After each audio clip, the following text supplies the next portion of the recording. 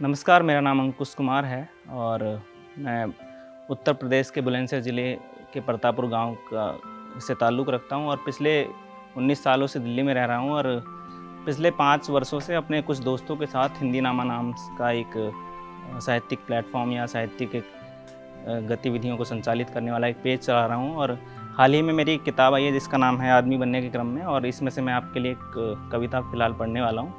इस कविता का शीर्षक है माएँ। और मैं इसमें माँ की सहेलियों के बारे में बात कर रहा हूँ, क्योंकि हम लोग माँ की सहेलियों को भूल गए हैं। हम पापा के दोस्तों को जानते हैं, अपने दोस्तों को जानते हैं, मेरे खुद के दोस्त आते रहे हैं, लेकिन मम्मी की सहेलियों के बारे में कोई बात नहीं करता। तो उस विषय पर एक कविता है, माएँ।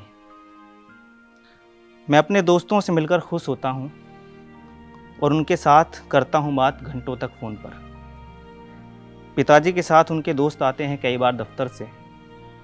गली मोहल्ले के यार दोस्त, कॉलेज के दिनों के दोस्त भी अक्सर आते रहे हैं घर।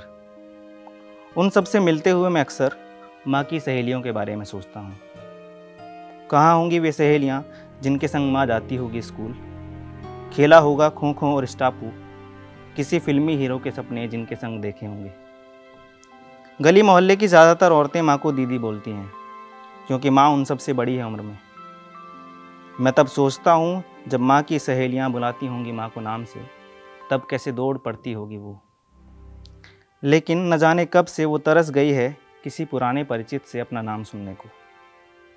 मैं ये सब सोचता हूँ हर बार माँ के लिए और उदास होता हूँ।